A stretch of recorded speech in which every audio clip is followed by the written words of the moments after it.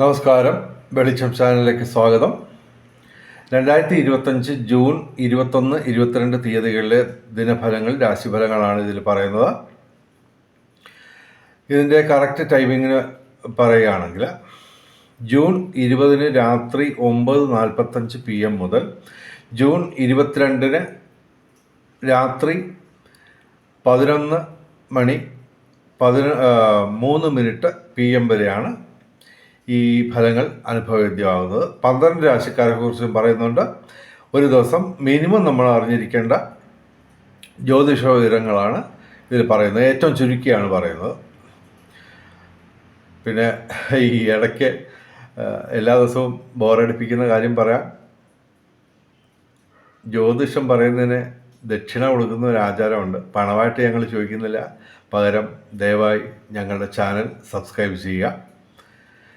നേരത്തെ സബ്സ്ക്രൈബ് ചെയ്തവർ ലൈക്ക് ചെയ്യുക, ഷെയർ ചെയ്യുക, കമൻറ്റ് ചെയ്യുക. ഈ ദിവസങ്ങളിൽ ഒരു പ്രത്യേകത ഉള്ളത്, ബുധൻ മിഥുനം രാശിയിൽ നിന്ന് കർക്കിടകം രാശിയിലേക്ക് 22-ാം തീയതി രാത്രി 9:30 PM രാശി മാറുന്നുണ്ട്. അപ്പോൾ അന്ന് 22-ാം തീയതി രാത്രി 9:30 PM വരെയാണ് ഭദ്രയോഗം നിലനിൽക്കുന്നത്. അതിനെപ്പറ്റി ഞാൻ ഒരു വീഡിയോ ചെയ്തിരുന്നു. ദയവായി ആ വീഡിയോ കാണാൻ ശ്രമിക്കുക. ആദ്യം മേടം രാശി, അശ്വതി ഭരണി കാർത്തിക ആദ്യപാദം. ഗുണാധിക്യമാണ് മേടം രാശിക്ക് കാണുന്നത്. ശനി മാത്രമാണ് ഡയറക്റ്റായിട്ട് പ്രതികൂലമായിട്ട് നിൽക്കുന്നത്. ശനിയാഴ്ച വ്രതമെടുത്ത് ശിവന്, അയ്യപ്പന്, ശനിക്ക് വഴിപാടുകൾ നടത്തുക. ഇവർക്ക് പ്രധാനമായിട്ടും സൂര്യനാണ് അനുകൂലമായിട്ട് നിൽക്കുന്നത്. അപ്പോൾ ഈ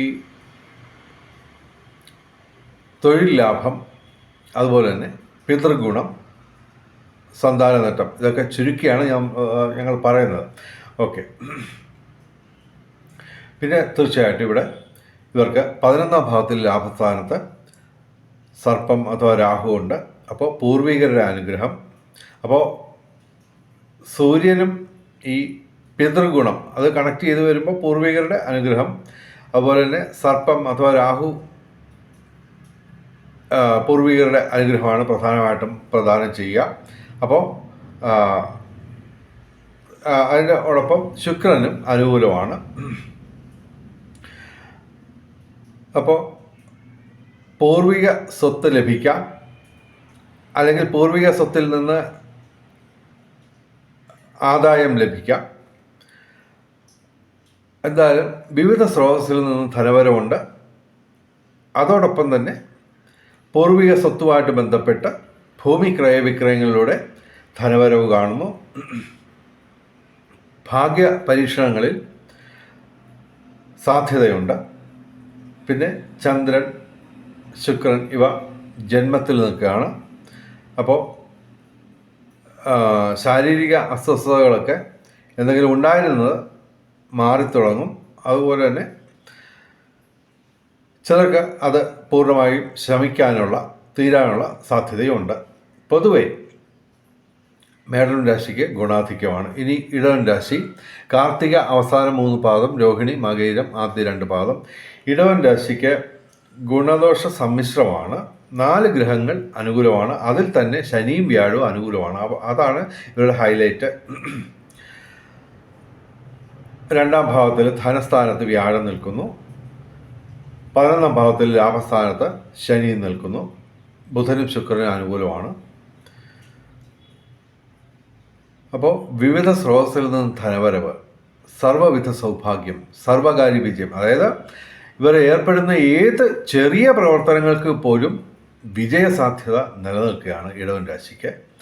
എങ്കിലും ചന്ദ്രൻ ഇവിടെ ബേസ്ഥാനത്ത് നിൽക്കുകയാണ് 12-ാം ഭാവത്തിൽ. ശുക്രനുണ്ട് കൂടെ, പക്ഷെ 12-ാം ഭാവത്തിൽ ശുക്രൻ നല്ല ഫലം തരും. അതുപോലെ ചൊവ്വയാണ് പ്രധാനമായിട്ടും ഇവർക്ക് പ്രതികൂലമായിട്ട് നിൽക്കുന്നത്.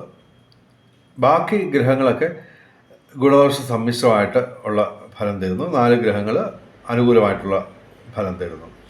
അപ്പോൾ ഈ ചൊവ്വാഴ്ച ഇവർ നിർബന്ധമായും മുരുകക്ഷേത്രത്തിൽ വ്രതമെടുത്ത് വഴിപാടുകൾ നടത്തുക. അതുപോലെ തന്നെ ശുക്രനും ബുധനും ഒരുമിച്ച് അനുകൂലമായതിനാൽ തീർച്ചയായിട്ടും ഇവർക്ക് കലാസാഹിത്യ രംഗത്തും ബൗദ്ധിക രംഗത്തും വിദ്യാഭ്യാസ രംഗത്തും ഒക്കെ ഉയർച്ച ഉണ്ടാവും. എങ്കിലും ഇവിടെ സൂര്യൻ അനുകൂലമല്ല, ഗുണദോഷ സമ്മിശ്രമായിട്ടുള്ള ഫലമാണ് തരുന്നത്. അപ്പോൾ ഇവർക്ക് ഞങ്ങൾ പ്രവചിക്കുന്നത് ഗുണദോഷ സമ്മിശ്രത്തിൽ തന്നെ അല്പം ഗുണാധിക്യമുള്ള ദിവസങ്ങളായിട്ടാണ്. ഇനി മിഥുനം രാശി എന്ന് പറയുമ്പോൾ മകയിരം അവസാന 2 പാദം, തിരുവാതിര, പുണർദം ആദ്യം 3 പാദം. മിഥുനം രാശിക്ക് ഗുണാധിക്യമാണ് കാണുന്നത്. എങ്കിലും ശനി, വ്യാഴം, ബുധൻ, സൂര്യൻ ഇവയൊക്കെ പ്രതികൂലങ്ങളാണ്. അപ്പോൾ ആഴ്ചയിൽ 7 ദിവസവും ക്ഷേത്ര ദർശനം നടത്തുക. പ്രധാനമായിട്ട് ശനിയാഴ്ച ഇവർക്ക് കണ്ടക ശനിയാണ്. അപ്പോൾ ശനിയാഴ്ച വ്രതമെടുത്ത് ശിവന്, അയ്യപ്പന്, ശനിക്ക് വഴിപാടുകൾ നടത്തുക. വ്യാഴാഴ്ച മഹാവിഷ്ണു ക്ഷേത്രത്തിൽ വഴിപാടുകൾ നടത്തുക. ബുധനാഴ്ച ശ്രീകൃഷ്ണ ക്ഷേത്രത്തിൽ വഴിപാടുകൾ നടത്തുക. സൂര്യൻ പ്രതികൂലമാണ്. അപ്പോൾ ഞായറാഴ്ച നിർബന്ധമായിട്ടും പറ്റുമെങ്കിൽ വ്രതമെടുത്ത് ശിവക്ഷേത്രത്തിൽ വഴിപാടുകൾ നടത്തുക. ഇവർക്ക് ചൊവ്വ അനുകൂലമാണ്. സർപ്പവും ശിഖിയും അനുകൂലമാണ്. ചന്ദ്രനും ശുക്രനും അനുകൂലമാണ്. 5 ഗ്രഹങ്ങൾ അനുകൂലമാണ്. അപ്പോൾ ഇവർക്ക് പൂർവിക സ്വത്ത് ലഭിക്കാനുള്ള സാധ്യത. സർപ്പ അനുകൂലം, ചൊവ്വ അനുകൂലം. അപ്പോൾ ഭൂമി ക്രയവിക്രയങ്ങളിലൂടെ, അതായത് പൂർവിക സ്വത്ത് കിട്ടാനോ കിട്ടിയത് തന്നെ ക്രയവിക്രയം ചെയ്ത് റിയൽ എസ്റ്റേറ്റിലും മറ്റും ഒക്കെ ഇവർക്ക് ധനവരവ് കാണുന്നു. അതുപോലെ തന്നെ കൃഷിയിൽ നിന്നും ആദായം, പൂർവിക സ്വത്തിൽ നിന്ന് ആദായം കിട്ടാൻ ഉള്ള സാധ്യത, അത് കിട്ടിക്കൊണ്ടിരുന്നത് വർദ്ധിക്കാനുള്ള സാധ്യതയാണ് കൂടുതൽ കാണുന്നത്. ഭാഗ്യപരീക്ഷണങ്ങളിൽ സാധ്യതയുണ്ട്. പിന്നെ ശുക്ര അനുകൂലമാണ്. അപ്പോൾ ധനവരവ്, വിവിധ സ്രോതസ്സിൽ നിന്ന് ധനവരവുണ്ടാവും. അത് ഭാഗ്യപരീക്ഷണങ്ങളിലൂടെയും ആവാനുള്ള സാധ്യത ഉണ്ട്. പൊതുവെ മിഥുനം രാശിക്ക് ഗുണാധിക്യമാണ്. പക്ഷേ ക്ഷേത്ര ദർശനം മുടക്കാൻ പാടില്ല. അതുപോലെ തന്നെ തീർച്ചയായിട്ടും ഈശ്വരനുമായിട്ട് ചേർന്ന് നിന്ന് കഴിഞ്ഞാൽ തീർച്ചയായിട്ടും ഈ ഗുണാധിക്യം എന്നുള്ളത് അത്യധികം ഗുണാധിക്യമായിട്ട് മാറ്റിയെടുക്കാൻ പറ്റും. ഇനി കർക്കിടകം രാശി, പുണർദം അവസാന 3 പാദം, പുണർദം അവസാന പാദം, പൂയായില്യം. കർക്കിടകം രാശിക്ക് അല്പം ദോഷാധിക്യമുള്ള ദിവസങ്ങളാണ്. ചന്ദ്രൻ മാത്രമാണ് ഡയറക്റ്റായിട്ട് അനുകൂലമായിട്ടുള്ളത്. ബാക്കി 8 ഗ്രഹങ്ങൾ പ്രതികൂലങ്ങളോ ഗുണദോഷ സമ്മിശ്രമായ ഫലമാണ് തരുന്നത്. എങ്കിലും പ്രധാനമായിട്ടും അഷ്ടമത്തിൽ സർപ്പമുണ്ട്. അപ്പോൾ എല്ലാ ദിവസവും സർപ്പക്ഷേത്രത്തിൽ, സർപ്പപ്രതിഷ്ഠയുള്ള ക്ഷേത്രങ്ങളിൽ ദർശനം നടത്തുക. അതുപോലെ തന്നെ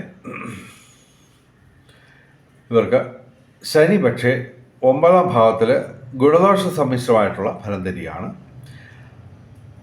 എങ്കിലിവിടെ 12ാം ഭാവത്തിൽ 3 ഗ്രഹങ്ങളുടെ ഒരു സംയോഗമുണ്ട്. സൂര്യൻ, ബുധൻ, വ്യാഴം. ഇത് 3ഉം 12ാം ഭാവത്തിൽ വ്യയസ്ഥാനത്ത് നിൽക്കുകയാണ്. അപ്പോൾ പണമിടപാടുകൾ വളരെയധികം ശ്രദ്ധിച്ച് ചെയ്യുക. അതുപോലെ തന്നെ കഴിവതും ഒഴിവാക്കാൻ പറ്റുന്നെങ്കിൽ ഒഴിവാക്കുക. പ്രധാനപ്പെട്ട കാര്യങ്ങളൊക്കെ തന്നെ ഒഴിവാക്കുക. ഞായറാഴ്ച, ബുധനാഴ്ച, വ്യാഴാഴ്ച ഇവർ ക്ഷേത്ര ദർശനം നടത്തുക. ഈശ്വരനായിട്ട് ചേർന്ന് നിന്ന് കഴിഞ്ഞാൽ തീർച്ചയായിട്ടും ഈ ദോഷാധിക്യം മറികടക്കാൻ പറ്റും. പൊതുവെ കർക്കിടകം രാശിക്ക് അത്ര നല്ല ദിവസങ്ങളല്ല ഈ ദിവസങ്ങൾ. ഇനി ചിങ്ങം രാശി, മകം, പൂരം, ഉത്രാടം ആദ്യ പാദം. ചിങ്ങം രാശിക്ക് ഗുണദോഷ സമ്മിശ്രമായിട്ട് ഫലം പറയുന്നു ഞങ്ങൾ. സൂര്യൻ, വ്യാഴം ഇവ അനുകൂലമാണ്. അതിൻ്റെ ഒരു നേട്ടം ഇവർക്ക് ഉണ്ടാവും. പക്ഷേ ചൊവ്വ, ശിഖി, സർപ്പം, ശനി ഇവ പ്രതികൂലങ്ങളാണ്.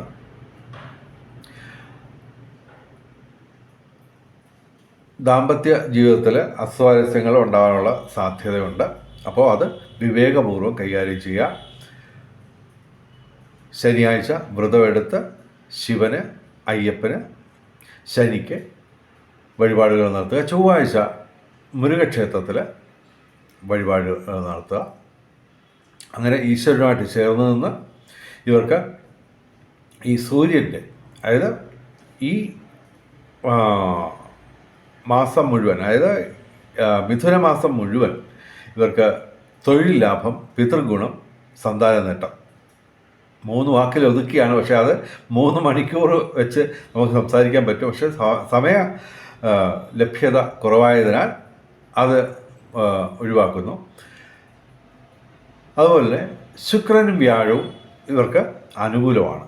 11ാം ഭാവത്തിലാണ് സൂര്യനും ബുധനും വ്യാഴവും നിൽക്കുന്നത്. ലാഭസ്ഥാനത്ത് വ്യാഴം ഏറ്റവും അതിൻ്റെ പരമാവധി അനുഗ്രഹങ്ങൾ നൽകുന്ന സമയമാണ്. ഇവിടെ 11ാം ഭാവത്തിൽ ലാഭസ്ഥാനത്ത് വ്യാഴവും ഭാഗ്യസ്ഥാനത്ത് ശുക്രനും നിൽക്കുകയാണ്. അപ്പോൾ തീർച്ചയായിട്ടും ഇവർക്ക് ബന്ധങ്ങൾ സുദൃഢമാവും. മുമ്പേ ഞാൻ പറഞ്ഞു ദാമ്പത്യ ജീവിതത്തിൽ പ്രശ്നമുണ്ടാവും എന്നുള്ളത്. അതിനൊരു പരിഹാരമായിട്ട് ഇവിടെ ഗ്രഹനിലയിൽ തന്നെ ഉള്ള ഒരു സംഭവമാണ് ഈ ശുക്രനും വ്യാഴവും അനുകൂലമായിട്ട് നിൽക്കുന്നത്. പുതിയ സുഹൃത്തുക്കൾ കിട്ടും. അതുപോലെ തന്നെ ശുക്രനും ബുധനും അനുകൂലം. അപ്പോൾ കലാസാഹിത്യ രംഗത്തും ബൗദ്ധിക രംഗത്തും വിദ്യാഭ്യാസ രംഗത്തും ഉയർച്ച. 11ാം ഭാവത്തിൽ ഈ സൂര്യൻ്റെയും ബുധൻ്റെയും വ്യാഴത്തിൻ്റെയും ഒരു കൂടിച്ചേരൽ വന്നിരിക്കുന്നു. അപ്പോൾ തീർച്ചയായിട്ടും തൊഴിൽപരമായിട്ടും പിന്നെ വിവിധ സ്രോതസ്സിൽ നിന്ന് ധനവരവ് ഇതെല്ലാം ലഭിക്കാനുള്ള സാധ്യതയുണ്ട്. പക്ഷേ ഈ പറഞ്ഞ പോലെ ഈശ്വരനുമായിട്ട് ഇവർ ചേർന്ന് നിൽക്കണം. ഇനി കന്നിരാശി. ഉത്രം അവസാന 3 പാദം, അത്തം ചിത്തിര ആദ്യ 2 പാദം. കന്നിരാശിക്ക് ഗുണാധിക്യമാണ് കാണുന്നത്. 5 ഗ്രഹങ്ങൾ അനുകൂലമായിട്ടുണ്ട്. അതിൽ തന്നെ ഇവർക്ക് കർമ്മഭാവത്തിൽ സൂര്യനും ബുധനും വ്യാഴവും നിൽക്കുന്നു. അപ്പോൾ തീർച്ചയായിട്ടും ഇവർക്ക് തൊഴിൽ മേഖലയിൽ അല്പം തിരക്ക് പിടിച്ച ഒരു അവസ്ഥയായിരിക്കും ഉണ്ടാവുക. പക്ഷേ അത് ഇവർക്ക് നേട്ടം ഉണ്ടാക്കാനുള്ള ഒരവസരമായി കരുതി അത് നേടിയെടുക്കാൻ ശ്രമിക്കുക. പക്ഷേ ഇവർക്ക് ചൊവ്വ, ശനി ഇവ പ്രതികൂലങ്ങളാണ്. അപ്പോൾ ശനിയാഴ്ച വ്രതമെടുത്ത് ശിവന്, അയ്യപ്പന്, ശനിക്ക് വഴിപാടുകൾ നടത്തുക. തിങ്കളാഴ്ച ചന്ദ്രൻ പ്രതികൂലമാണ്. അപ്പോൾ തിങ്കളാഴ്ച ശിവക്ഷേത്രത്തിൽ വഴിപാടുകൾ നടത്തുക. അതുപോലെ തന്നെ ചൊവ്വാഴ്ച മുരുകക്ഷേത്രത്തിൽ വഴിപാടുകൾ നടത്തുക. ഇവർക്ക് സൂര്യൻ അനുകൂലമാണ് ഈ മിഥുനമാസം മുഴുക്കെ. അപ്പോൾ തൊഴിൽ ലാഭം, സന്താന ഗുണം, പിതൃഗുണം ഇവയൊക്കെ അനുഭവപ്പെടും. ശുക്രൻ ബുധനും അനുകൂലമാണ്. അപ്പോൾ കലാസാഹിത്യ രംഗത്തും ബൗദ്ധിക രംഗത്തും വിദ്യാഭ്യാസ രംഗത്തും ഉയർച്ച ഉണ്ടാവും. സർപ്പം അനുകൂലമാണ്. അപ്പോൾ ഇവർക്ക് പൂർവികരുടെ അനുഗ്രഹം കിട്ടും. അതുപോലെ തന്നെ അപ്രതീക്ഷിത ധനലാഭം, അതായത് ഭാഗ്യപരീക്ഷണങ്ങളിൽ ഇവർക്ക് സാധ്യതയുണ്ട്. അപ്പോൾ കന്നി രാശിക്ക് ഞങ്ങൾ പറയുന്നത് ഗുണാധിക്യമാണ് പറയുന്നത്. ഇനി തുലാം രാശി. ചിത്തിര അവസാന 2 പാദം, ചോതി വിശാഖം ആദ്യ 3 പാദം. തുലാം രാശിക്ക് ഇടിവെട്ട് സൗഭാഗ്യമാണ്. കാര്യം പ്രതികൂലമായിട്ട്, ഡയറക്റ്റായിട്ട് പ്രതികൂലമായിട്ട് ഒരു ഗ്രഹവുമില്ല. പ്രതികൂലമായിട്ട് പറയാൻ പറ്റുന്നത് സൂര്യൻ ഗുണദോഷ സമ്മിശ്രമായിട്ടുള്ള ഫലം തരും എന്ന് മാത്രമാണ്. ബാക്കി എല്ലാ ഗ്രഹങ്ങളും, ഇപ്പോൾ 6 ഗ്രഹങ്ങൾ ഡയറക്റ്റായിട്ട് അനുകൂലമാണ്. അതേസമയം ഏകദേശം 3 ഗ്രഹങ്ങൾ ഗുണദോഷ സമ്മിശ്രമായിട്ടുള്ള ഫലം തരുന്നു. ഇവിടെ നിങ്ങൾക്കറിയാം ശനിയും വ്യാഴവും അനുകൂലമാണ്, ചൊവ്വയും അനുകൂലമാണ്. 11ാം ഭാവത്തിൽ ലാഭസ്ഥാനത്താണ് ചൊവ്വ. അപ്പോൾ അതുപോലെ തന്നെ സർപ്പവും ഇവിടെ അനുകൂലമാണ്.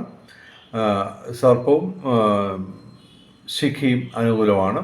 അപ്പോൾ ചൊവ്വയും അനുകൂലമായതുകൊണ്ട് ഇവർക്ക് ഈ പിതൃ സ്വത്ത് ലഭിക്കാം, പൂർവിക സ്വത്ത് ലഭിക്കാം. അതല്ലെങ്കിൽ പൂർവിക സ്വത്തിൽ നിന്ന് ക്രയവിക്രയങ്ങളിലൂടെ, അതായത് റിയൽ എസ്റ്റേറ്റ്, അതുപോലെ തന്നെ ഈ കൃഷിയിൽ നിന്നുള്ള ആദായം ഒക്കെ, അങ്ങനെയൊക്കെയുള്ള ധനവരവ് തീർച്ചയായിട്ടും ഇവർക്ക് ലഭിക്കും. പിന്നെ ശനിയുടെ അനുഗ്രഹങ്ങൾ ചുരുക്കി പറയുകയാണെങ്കിൽ സർവകാര്യ വിജയം, സാങ്കേതിക രംഗത്ത് മേന്മകൾ, പിന്നെ വ്യാഴം 9ാം ഭാവത്തിൽ വളരെയധികം അത്യധികം ദൈവാധീനം തരുന്ന സമയമാണ്.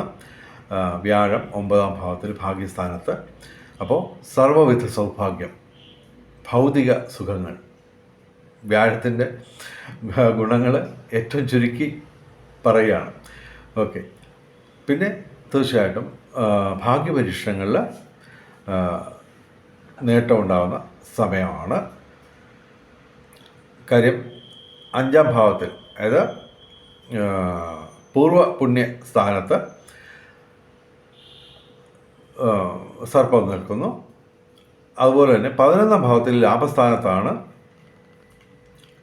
ശിഖി നിൽക്കുന്നത്. അപ്പോൾ അതിൻ്റെ രണ്ടിൻ്റെയും ഒരു അനുകൂല ഭാവം കൊണ്ട് ഭാഗ്യപരീക്ഷണങ്ങൾ വരെ അപ്രതീക്ഷിതമായിട്ടുള്ള ധനലാഭം പ്രതീക്ഷിക്കാം. പൊതുവെ തുലാം രാശിക്ക് ഇടിവെട്ട് സൗഭാഗ്യമാണ്. ഓക്കെ. ഇനി വൃശ്ചികം രാശി. വൃശ്ചികം രാശി എന്ന് പറയുമ്പോൾ വിശാഖം അവസാന പാദ, അനിഴം തൃക്കേട്ട. വൃശ്ചികം രാശിക്ക് ഗുണദോഷ സമ്മിശ്രമാണ്. ഇവർക്ക് വ്യാഴം പ്രതികൂലമാണ്, അഷ്ടമത്തിലാണ്. അതുപോലെ തന്നെ സൂര്യനും അഷ്ടമത്തിലാണ്. അല്പം ശാരീരിക മാനസിക അസ്വസ്ഥതകളൊക്കെ ഉണ്ടാവാം. അത് ഒഴിവാക്കാൻ ഞായറാഴ്ച ശിവക്ഷേത്രത്തിലും വ്യാഴാഴ്ച മഹാവിഷ്ണു ക്ഷേത്രത്തിലും വഴിപാടുകൾ നടത്തുക. പിന്നെ ഇവർക്ക് 3 ഗ്രഹങ്ങൾ ഇവിടെ അനുകൂലമാണ്. പ്രധാനമായിട്ടും ചൊവ്വ അനുകൂലമായിട്ട് കർമ്മസ്ഥാനത്ത് വരുന്നു. അപ്പോൾ അത്യാവശ്യം കൃഷി, റിയൽ എസ്റ്റേറ്റ് മേഖലയിൽ ഇവർക്ക് നേട്ടമുണ്ടാവും. പിന്നെ നിയമ പ്രശ്നങ്ങളൊക്കെ ഉണ്ടാവുമെങ്കിലും അതൊക്കെ മറികടക്കാൻ ഇവർക്ക് കഴിയും. എങ്കിലും തീർച്ചയായിട്ടും ഇവർക്ക് ഈശ്വരനുമായിട്ട് ചേർന്ന് നിന്ന് മന്ത്രജപങ്ങളും വ്രതാനുഷ്ഠാനങ്ങളും അതുപോലെ തന്നെ ദാനധർമാദികളും കർമ്മത്തിൽ പാലിക്കേണ്ട വിശുദ്ധിയൊക്കെ അനുഷ്ഠിച്ചാൽ തീർച്ചയായിട്ടും ഈ ഗുണദോഷ സമ്മിശ്രമായ എന്നുള്ള അവസ്ഥയിൽ നിന്ന് ഗുണാധിക്യം ഇവർക്ക് നേടിയെടുക്കാൻ പറ്റും. ഇനി ധനുരാശി. ധനുരാശി എന്ന് പറയുമ്പോൾ മൂലം, പൂരാട, ഉത്രാട ആദ്യ പാദം. ധനുരാശിക്ക് ഗുണദോഷ സമ്മിശ്രമാണ്. ശനി മാത്രമാണ് ഇവർക്ക് ഡയറക്റ്റായിട്ട് പ്രതികൂലമായിട്ടുള്ളത്. പക്ഷേ വ്യാഴം അനുകൂലമാണ്, ശുക്രൻ അനുകൂലമാണ്. അപ്പോൾ വ്യാഴം 7ാം ഭാവത്തിലാണ്. അപ്പോൾ ദാമ്പത്യ സുഖം, അതുപോലെ തന്നെ ബന്ധങ്ങൾ ഊഷ്മളമാവും. അതുപോലെ തന്നെ പ്രേമ ബന്ധങ്ങളിലും അതുപോലെ തന്നെ വിവാഹ കാത്തു നിൽക്കുന്ന യുവതി യുവാക്കൾക്കൊക്കെ അനുകൂലമായിട്ടുള്ള സമയമാണ്. പിന്നെ തീർച്ചയായിട്ടും വിവിധ സ്രോതസ്സിൽ നിന്ന് ധനവരവുണ്ടാവും. വ്യാഴം അനുകൂലമാണ്. അതുപോലെ തന്നെ ശുക്രൻ, സർപ്പവും അനുകൂലമാണ്. സർപ്പം 3ാം ഭാവത്തിൽ അനുകൂലമാണ്. ശിഖി 9ാം ഭാവത്തിൽ ഭാഗ്യസ്ഥാനത്ത് വയ്ക്കുന്നു. അപ്പോൾ പൂർവിക സ്വത്ത് ലഭിക്കാം, പൂർവികരുടെ അനുഗ്രഹം ലഭിക്കാം. അതുപോലെ തന്നെ അപ്രതീക്ഷിത ധനലാഭം, അത് ഭാഗ്യപരീക്ഷണങ്ങളിലൂടെയും ഇവർക്ക് ലഭിക്കാനുള്ള സാധ്യതയാണ് കാണുന്നത്.